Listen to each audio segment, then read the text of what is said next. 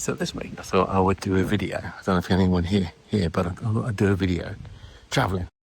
Because really, I like doing road trips. I like getting out, seeing things. And this is really the point of learning about how you work is so that you can live your life better, because time is passing. How you invest that time is up to you.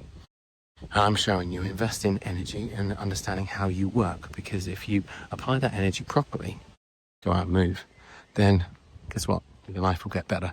You'll enjoy it more. And it's because you're going to do what your ancestors did, which is what you're designed to do. Okay. So I'm just in Cambridge today because I have my new EV. So I've got a new car and I'm coming over from the petrol world. And what I was practicing on the way here was really what I'm loving about EV compared to the petrol is the energy flow. Because what I want to talk today was supply and demand. And because it's the next step of teaching about investing in yourself.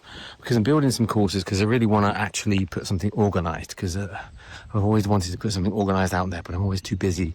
And I can never really put anything together that's good enough, or it takes too long and all that kind of stuff, because for something that people will actually enjoy understanding and studying, because the stuff's really complicated and it's like multiple degrees, like because I've got so many books that you read and other things you're covering just to understand all this stuff, and then trying to share all that, it's too much. I'm trying to break it down into little chunks, share it easily. So the reason you care is because, well, I don't suffer with back problems like everybody else. Because I'm on my way to 50. It's my birthday. So tomorrow, it's Father's Day today. And I've got to be back by 2 p.m. to go and see my little one. So they're doing that nice dads to school thing. And so the point is that we're all busy. We have 20 things on the go or 50 things all the time. You're juggling things all the time. So is your body. And it's juggling more than you can imagine. Millions of things every second. It's juggling. So the easy way to understand how to work with your energy is to appreciate supply and demand, because everybody actually understands supply and demand, whether you realize it or not, because all of us are dealing with supply and demand. Because even if you're sat at the checkouts and you're like, why is it like it used to be, and taking flipping ages, and whichever queue you went in was too slow, well, this is still supply and demand, because were there enough checkouts? If there weren't many checkouts, you would take ages to get out, and particularly if those people, the checkouts were slow or the people weren't very good or any of those things. When if they opened up more, then you get out faster, in theory. And if there were less people queuing, then you get out faster as well. There's all these things we know straight away. That's supply and demand in a very common sense, the way we use it. Your body works exactly the same. Because if you don't go out and use your body, then it will get weaker, because it has no need to get stronger, okay? So your body is constantly investing in itself, but it's also preparing constantly for famines and other challenges. And it's saying, do you need this? Do you not need this? Okay? Now, remember, your ancestors went through all of this and worse. No matter what you went through, they went through worse. Because that's what I found. Your ancestors, so we all have our own direct route, all the way through to our past. And when you think about what they had to go through, they didn't have EVs, they didn't have the internet, they didn't have this. They still had to get places. I was thinking of all the things that the Romans did in my area, and all the people before the Romans and all this. And it would be the same in any area across the world. The stuff people did was amazing. So you come from that strength, but you get that strength by using it, not by losing it. Okay, so I'm just out in the park taking I have this little day that I do so I can do these videos. And what you don't realize is by doing these activities, just going out and living, you put pressures on your body, and through putting those pressures on your body listens to those pressures, and it's designed to take those challenges and say, oh, I need to strengthen that. So if you walk, you'll strengthen your feet, you'll strengthen all the bones and all the, basically the very directions of travel of energy, like pressure. How do you pressure your bones when you move? Okay, so when I'm walking, I'm not necessarily strengthening my hands. I'm strengthening my back. I'm strengthening my hips. And when my hips connect to the back, I'm strengthening my muscles and all sorts of things like that. All because that movement, walking, like if you put your hands on your back, which you can't see I'm doing here. Oh, let's see, if you put your hand on your back there and then walk along like this, what you'll find is that your back muscles do move. And they're stabilizing you, okay? And I've got some rough, uneven ground. That's actually how it's supposed to be. That's normal. So taking this, you can walk around it, just learn how to walk safely on it. That's a normal part of life. Improves your balance. So throughout your body, every cell is listening to the pressures it faces. And when it comes across those stresses, it's a signal that it's got to get better in some way. Whether it's got if it's bone, it may have to put more calcium phosphorus down, so it's going to take up more calcium or phosphorus. If it's muscle, it may be needing to either strengthen and use collagen and other things to get stronger muscles, or you may need to get better at using energy. So that'll improve your energy pathways. And what will happen is that it'll get better at listening to insulin. So I'm going to some of these very simply. I mean, there's so much more information I could share, but I'm trying to say, well, going out for a walk does 100, 200 things at once without you thinking about it, because you're designed to do that. So using who you are in a way you're designed, it's much better to live a good life and healthy life.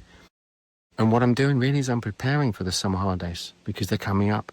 And I was thinking, how do I share this? And I've got all these videos I'm making and all sorts of stuff. And I've got work and all these other things. You've got tons yourself. I've got kids. How to keep everything sorted. And I'm learning how to use this new car that I've got. And it doesn't have the same range that I used to have with a nice car. That's life. You've got your life. I had to fix the kitchen sink this week. You know, there was a blockage. You've got your stuff that comes up. Well, actually, I'm preparing for the summer, and I thought that was, I did a little course, a simple thing that explains to people, basically these little bits I'm talking about, how you build your bones, how you make your muscles strong, how you do this, how you do that. You've got to do it in real life. Sports and other activities are lovely, but they're just part of your life. You can't live your life around them, and they aren't enough. You need every kind of variety you can think of. Do that, you become very strong, you become very healthy. So you need all the variety. And holidays are brilliant for that because, well, they have commutes in there. That challenges your energy system. That's your commute, whether it's walking, whether it's biking, whether it's sitting in a car, it's different to when you're actually going about and exploring a place. And I find I get the best deals and I get the best experience of a city by walking around it. And that's what I'm doing now. I'm doing a recce because I've always wanted to know Cambridge. And so I've come here, I'm obviously good for my ice car, but it costs money to get here. And I'm experimenting with how cheap can I make it, because I charge from home and that was cheaper, and it's going to get cheaper as we change our tariff and all these different things. But I'm thinking, blimey, if it's 4 times cheaper than it was before, I could then do 4 times the miles. Now, I was thinking about, I could explain to you how the batteries work in EVs because they follow the exact same principles of biology. Biology figured this out something like 1 billion years ago or something like that. But biology is living physics and living chemistry. Humans, I was having fun kind of just practicing saying, well, last century was about physics and chemistry. People were really taking advantage of it. You've got to the moon, we've got to Mars, at least we've got drones there and things like that. So we can get humans to Mars. But the reason we can't get to Mars, or we don't count ourselves being on Mars, is because humans aren't there. And now we really need to understand the living physics and their living chemistry, because that's what biology is. So by definition, it's harder because physics cannot explain life, yet physics, or life, depends on physics. It uses physics to do quantum physics and all the things that are necessary, quantum tunneling, all sorts of things we discover. It's already using it. Now, I love going down those pathways and learning from all these different people so many people know it. They know how suns work. They know how supernovas happen, all this kind of stuff. And so they know that how iron gets made. They'll tell you how that is made inside stars, and our sun is currently making a star. And when that dies, it means it's starting to produce iron. Now, iron keeps you alive. I find this conundrum fascinating. And there's so many more, because I was going to talk about magnesium, about lithium, about phosphorus, about iron. One of the batteries actually uses all of them. It's a lithium, phosphorus, iron, magnesium battery. I can't remember the name. It's LFPR or something like this. And I can show you how each one of them, being a metal, transfers electricity. And so your biology has already used it to keep you alive, and it's using it all the time. But that's for another time, okay? So hopefully you can hear this one, otherwise I'll have to record it. But I just want to know what kind of holidays you want this year, because let's talk about how we're going to go and enjoy those holidays, because I get fitter through holidays and I keep improving each year, thinking, okay, I didn't prepare that way. When I went through Cornwall, there was so much up and down. I've started to make sure I keep that back in my life, because I used to have a lot more. Then I got lazy and I stopped having as much, very much the way I go up and down stairs. I'll tell you that over time. But we want to do it in a way we don't get injured or we don't get hurt. So I built for that. And as a parent, Most parents I know, we get hurt because we're looking after our kids, and all sorts of stuff goes wrong because we aren't doing what we would normally do if it were just us. So there's loads you've got to plan, and I'm doing a recce right now so that when I bring the kids along, I've got to think, okay, where are the toilets? Or if they suddenly need a wee, where's the food? Where's this? Where's that? Because you need to have that already done. All parents will get the same problem. And it's the same in work as well. You know, sometimes you do actually do a pre-run because you need to get there at a certain time. If you've got a meeting or anything else, normal work's the same. You just plan for it. So this is all about saying I turn up for work every day. I turn up for my kids every day. I turn up for everything every day. But that turns into a holiday. It's brilliant because if I'm used to turning up every single day, all those skills translate into a holiday. I say that because that's something you'll start to appreciate over time. Because no one teaches you this. No one told me that. When I realized, blimey, yeah, doing good at work properly, not being a workaholic, knowing when to recharge, when to chill out and whatever makes for a better holiday, because then I'm not just trying to do everything perfectly. No, I'm doing everything well, and there's a difference. So thank you for listening. Going on. But it's nicer going slower, and hopefully if you're like me, I like having all these backgrounds. I wanted somewhere quiet when no one else is around. The camera doesn't quite show it's a nice sky. It's got a bit all washed out and everything. But that's where photography, the people who've taught me how to get the light up and stuff, my photos are better because of them. There we go. See, I could have fixed that, but I'm talking to you guys. So thanks for listening, and tell me what you want, what you need to know, because let's all improve our holidays together, because my course that I'm working on will be about holidays. So if you tell me what you want and what kind of holidays you're doing and what challenges you're going to face, what you're working towards, things like that, we can start figuring out how to have nice holidays that actually take advantage of the way we've been living, and therefore we'll be better at them. We'll be healthier doing them. And so you can use those things you do on a normal basis to